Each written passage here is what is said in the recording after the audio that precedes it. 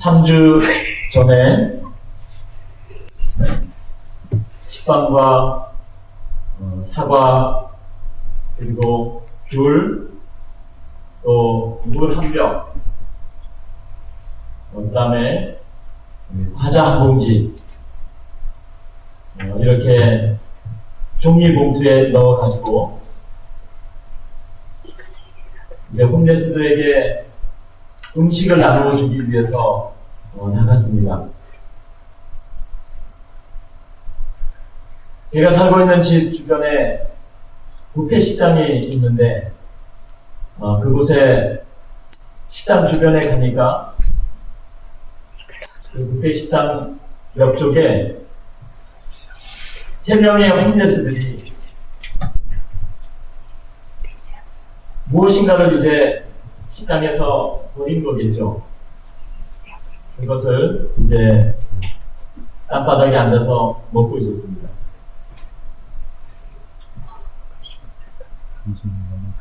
그 모습이 참 안 돼 보였지만 이제 저도 음식을 주기 위해서 종이봉투를 가지고 가서 하나씩 음식을 나누어 주고 이렇게 오려고 하는데 갑자기 그 중에 한 사람이 Bring me home! Bring me home! 깜짝 놀랐어요.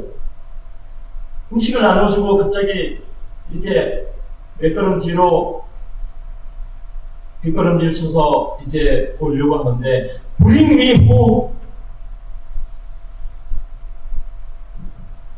나를 집으로 좀 데려다 주세요. 나를 집으로 좀 데려다 주세요. 저보고 그렇게 외치는 거예요. 옆에 있는 그 친구겠죠. 옆에 있는 홈레스가 그 소리를 듣더니 I don't know, we don't know, where is my home?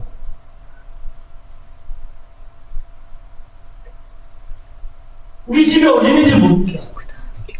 내 집이 어디 있는지 몰라요. 우리를 집으로 좀 데려다 주세요. 그리고 그 먼저 소리쳤던 나를 좀 집으로 데려주세요. 했던 그 사람이 막 우는 거예요.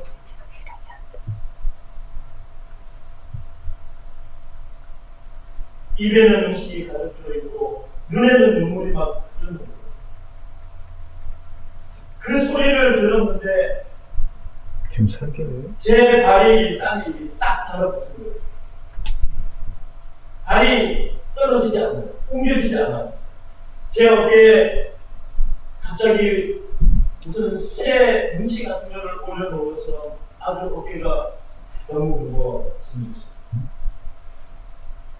저 사람을 어떻게 하면 집으로 데려다 주지? 이런 생각이에요. 저 사람 집은 어디 있지? 정말 왜 집을 나와서 저렇게 고생을 하고 있는지. 집을 나오지 않았으면 좋았을 텐데 힘들고 어렵더라도 집에 있어야 되었을 텐데 왜 집을 나왔을까? 어떻게 하면 집을 데려다 줬습니까?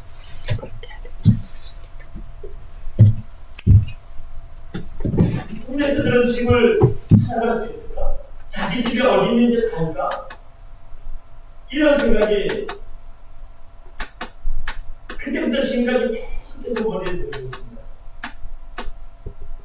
집으로 나를 데려다 주세요. 나는 내 집이 어디 있는지 모릅니다. 저를 좀 집으로 데려다 주세요. 저 사람도 집으로 가고 싶구나. 그런데 정신이 온전하지 못하니 집이 어디 있는지 알아야 들어가죠. 집이 어디 있는지 알아야 데려다 줘. 신분증이라도 있어야 데려다 줄 텐데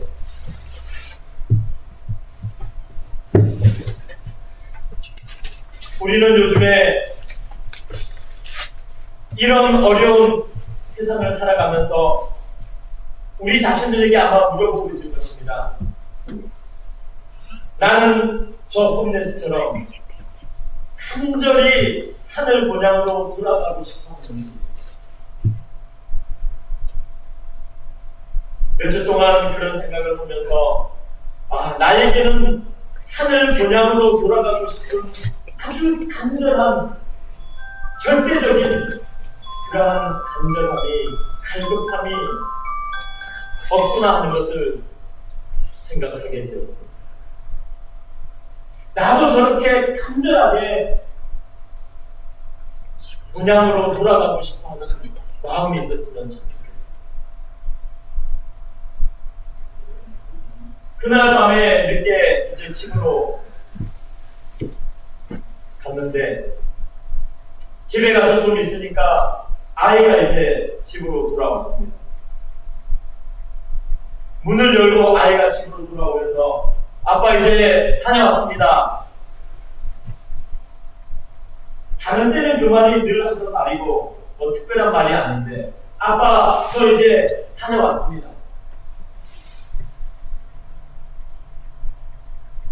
그 말을 듣는 순간 저 아이는 그래도 집으로 돌아오는구나.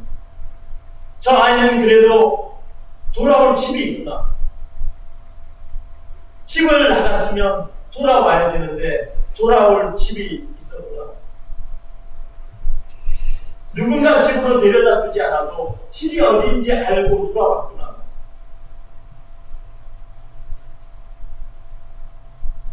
아침에 집을 나갔다가 저녁에 집으로 돌아오는 것만 해도 우리는 정말 감사하게 살아야 될 것 같습니다. 이 땅은 너무나 슬픈 땅입니다. 누구는 집으로 돌아올 수 있지만 어떤 사람들은 집으로 돌아오고 싶어도 돌아오지 못합니다. 누구는 집에 언제든지 돌아올 수 있지만 어떤 사람들은 그 돌아갈 집이 어디 있는지도 모릅니다. 누구는 집이 지겨워서 일부러 집을 나가는 사람들이 있는데요. 어떤 사람은 집이 너무 그립고 너무 간절해도 집이 어디 있는지 모릅니다. 돌아갈 수는 없는 것입니다.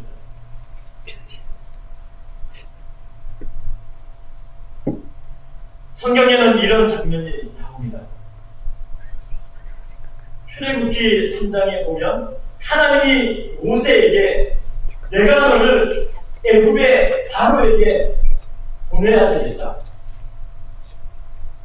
애굽에서 나의 백성이 고통을 받고 있으니까 이제 내가 그들을 구원해내야 되겠다. 그러니 너가 가서 그 일을 좀 해라. 그러면서 하나님께서 모세에게 아주 중요한 약속의 말씀을 하나 하시는데 그 말씀이 뭐냐면 내가 그들을 적과 꿀이 흐르는 가나안 땅으로 인도하리라. 내가 그들을 적과 꿀이 흐르는 땅으로 인도하리라는 아주 놀라운 약속을 모세에게 합니다. 목적지가 적과 꿀이 흐르는 가나안 땅이 되고 있습니다. 애굽에 살던 그 노예의 고통스러운 삶 속에 살던 그 백성들의 목적지가 갑자기 애굽에서 가나안 땅으로 목적지가 정해졌습니다. 그런데 그 바로 밑에서 노예 생활을 고통스럽게 하고 있었던 그 하나님의 이스라엘 백성들은 그 사실을 모르고 있죠. 왜요? 그들을 구원해내서 가나안 땅으로 데려가야 되겠다는 것은 전적으로 100% 하나님의 계획이었어요. 그래서 적과 꿀이 흐르는 홈랜드로 가기 위해서 40년간 광야를 거쳐서 가게 되죠. 출애굽은 그렇게 시작됩니다. 출애굽은 목적지가 적과 꿀이 흐르는 홈랜드, 본향입니다. 여기서 우리는 한 가지 함께 생각할 점이 있습니다. 출애굽은 하나님에 의해 계획되고 하나님에 의해 실행되고 하나님에 의해서 이루어집니다. 유대민족이 시작한 게 절대로 아닙니다. 모세가 시작한 것도 아닙니다. 하나님이 시작하십니다. 자기의 백성을 홈랭, 본향으로 데려와야 되겠다고 생각하셨던 분은 바로 하나님이셨습니다. 애굽이라는 나라는 어떤 나라입니까? 유대민족을 철저하게 노예로 이용하고 철저하게 통제하고 철저하게 감독하는 그러한 철권 통치의 나라였습니다. 바로는 이스라엘 백성들이 애굽에서 노예 생활을 하면서 애굽 이상의 나라를 아예 생각도 하지 못하게 만들었습니다. 이 세상에는 애굽밖에 없다. 이것이 처음이자 마지막이다. 여기서 살다가 죽는다. 이렇게 만들어 버렸습니다. 이스라엘 백성은 그 바로의 통치 밑에서 죽도록 노예로 고생을 하면서도 애굽 나라 이외의 나라는 생각지도 못했습니다. 그게 전부인 줄 알았어요. 뭐만 주면은 먹을 것만 줍니다. 그래서 바로는 주로 고기를 줬습니다. 이 사람들이 고기를 제일 좋아합니다. 이것만 먹으면 돼. 이건 나라는 이건 이상의 것을 꿈도 꾸지 마. 이게 최고야. 그렇게 하고 이용할 대로 이용하는 것이죠. 본향은 하나님이 우리를 데려가는 것입니다.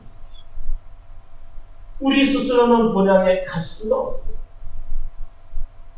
우리는 본향을 나온 게 전부지만 돌아갈 수는 없어요.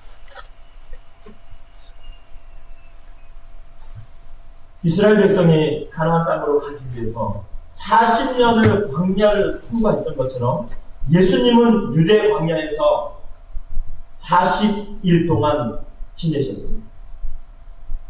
추위에 떨고 굶주리고 고통스러운 시간을 지내면서 기도하면서 광야에서 지냈습니다.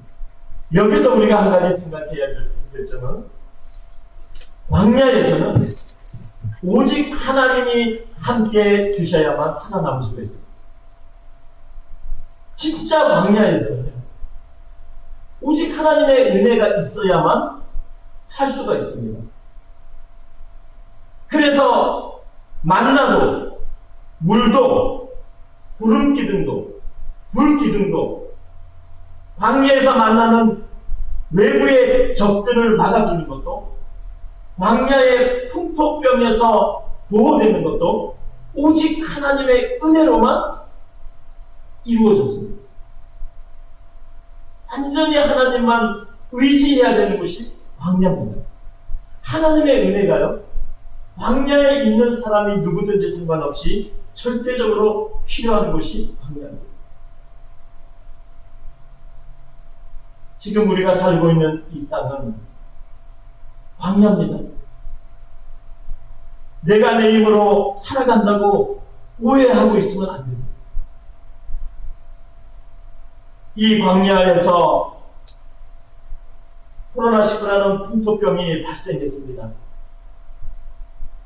모든 사람들이 떨고 무서워하고 있습니다. 이것보다 더 무서운 질병이 오면 이 광야에서 어떻게 우리가 살아남을 수 있을까? 우리는 두려워하며 생각하고 있습니다. 지금 우리가 사는 이 광야에서도 하나님의 보호하심은 절대적으로 필요합니다. 예수님께서 이런 말씀을, 이런 이야기를 했습니다. 어떤 사람이 목적지로 가다가 사람이 없는 산악지대에서 강도를 만나가지고 죽도록 얻어맞고 옷까지 다 빼앗기고 가진 것 다 빼앗기고 거의 죽게 되었습니다. 그런데 어떤 사람이 그 길을 지나가다가 이 거의 죽게 된 사람을 발견했습니다. 중요한 것 한 가지가 뭐냐면요. 그 사람을, 거의 죽게 된 사람을 발견한 이 사람이 그 거의 죽게 된 사람을 보고 응급처치를 했습니다. 응급처치. 응급처치 하실 줄 알죠? 응급처치는 꼭 할 줄 알아야 됩니다. 응급처치가 아주 중요합니다. 막 죽어가는 사람, 정말 이 초를 다투는 위급한 환자에게는 응급처치가 아주 중요합니다. 응급처치를 안 하면 죽는 것입니다. 생명이 위태로운 것입니다. 그리고 나서 더 치료해주기 위해서 그의 숙소로 데리고 갑니다. 더 치료해주기 위해서 데리고 가는 것은 단순한 일이 아닙니다. 이 사람을 완전히 살려야 되겠다라는 의지가 있어야 되는 것입니다. 살려내는 일입니다. 살게 하는 일이죠. 죽음으로부터 그냥 놔두면 죽으니까 상처를 더 아물게 해주고 강도의 두려움에서 벗어나게 해주고 심리적으로 안정을 찾게 해주고 그래서 이제는 살 수 있게 되는 것이죠. 왜냐하면 살 수 있게 해주는 사람을 만났습니다. 강도는 죽게 하는 역할을 하지만 이 사람은 살 수 있게 해주는 사람인 것입니다. 애굽에서 이스라엘 백성들이 나와서 40년 동안 광야를 지나가는 것은 응급처치하는 것입니다.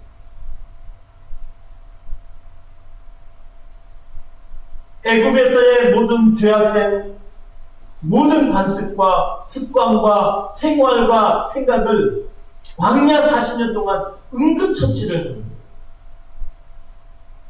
치료하는 것입니다. 마음과 생각과 영적인 것을.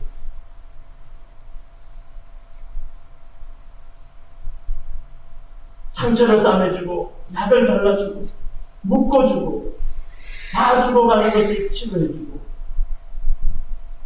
응급처치를 해서 적과 꿀이 흐르는 가나안 땅에 데려가기 위해서 하나님께서 40년 동안 이스라엘 백성들을 응급처치를 하고 있는 것입니다. 하나님의 은혜로, 하나님의 사랑으로 온전히 하나님을 의지해야 살 수 있다는 것을 응급처치를 통해서 보여주는 것입니다. 실질적으로 교육을 시키는 것입니다. 그런데 이스라엘 백성들은 그 40년 동안 응급처치를 받으면서 야, 우리가 이 광야에서 죽겠구나. 이 잘못 나왔다. 애굽으로 돌아가야 되는 거 아닌가? 거기서는 이런 게 없었는데 여기 광야 생활이 너무 힘들다. 이렇게만 생각했습니다. 그러나 하나님은 그들을 살리기 위해서, 진짜 살리기 위해서 응급처치를 하고 있었던 것입니다. 하나님만 믿고 바라보면 됩니다. 하나님이 하라고 순종하면 따라가기만 하면 그 광야에서 살 수가 있었는데 광야를 가장 잘 아시는 광야의 하나님께서 광야를 그들을 데리고 가고 있는데 얼마든지 살 수 있는 것입니다. 광야 40년 동안 이스라엘 백성은 하나님만 굳게 믿고 바라만 보면 되는 것입니다. 왜요? 하나님이 하시는 일입니다. 출애굽한 것도 목적지를 정한 것도 광야를 통과하는 것도 하나님이 함께 하시는 일입니다. 하나님이 데려가고 있으니까. 하나님이 우리를 살리려고 데려가고 계시니까. 적과 꿀이 흐르는 홈랜드. 본향에 가는 일은 우리가 하는 일이 아닙니다. 이것은 전적으로 하나님이 하시는 일입니다. 그렇기 때문에 문항에 가는 일을 내가 하려고 하면 안 되는 것입니다. 내가 하지도 못하는 것을 내가 하려고 하면 얼마나 힘들겠습니까? 얼마나 낙담하겠습니까? 얼마나 절망되겠습니까? 우리는 본향에 가는 일을 하나님께 맡깁니다. 그분이 책임자시고 그분이 인도자십니다. 그분이 우리의 방향을 잘 알고 계시고 목적지까지 가는데 모든 것을 알고 계십니다. 하나님은 우리에게 이 광야를 통과하면서 하나님의 말씀을 주셨잖아요. 우리는 이 말씀을 통해서 응급처치를 받으면서 영원히 사는 홈랜드로 날마다 이동하고 있는 것입니다. 교회는 그 강도 만난 환자를 그 사람이 발견하고 데려가서 치료해준, 더 머무르게 해준 숙소와도 같습니다. 거기에서 그 사람의 환자를 싸매주고 더 완전히 치료해준 것처럼 교회는 광야를 통과하면서 치료해주는 것입니다. 더 잘 낫게 해주고 더 잘 치료해주고 더 잘 편안히 머물 수 있도록 심리적으로 영적으로 우리의 몸에 모든 것이 하나님의 은혜로 더 치료되도록 임시 거처나 마찬가지입니다. 우리의 죄악된 생각이, 우리의 죄악된 관습과 습관이, 또 생활이 교회에서 치료를 받는 것입니다.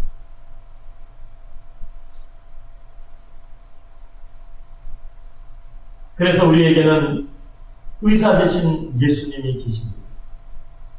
우리의 마음을, 우리의 생각을, 우리의 삶의 방향을 지도하시고 치유하시고 치료하시는 예수님이 계십니다. 그 예수님이 오실 때까지 그분이 우리를 영원한 본향으로 완전히 들어보낼 때까지 하나님의 말씀과 교회의 믿음 생활을 통해서 또 가정의 믿음 생활을 통해서 계속해서 변화된 생활로 살아가시는 우리가 되기를 바랍니다.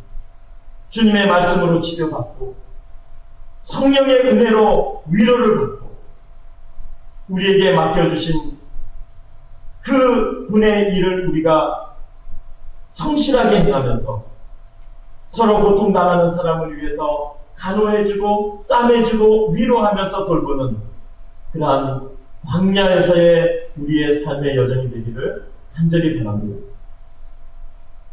주님은 이러한 광야를 통과하는 우리에게 아주 강력한 약속의 말씀을 주셨습니다.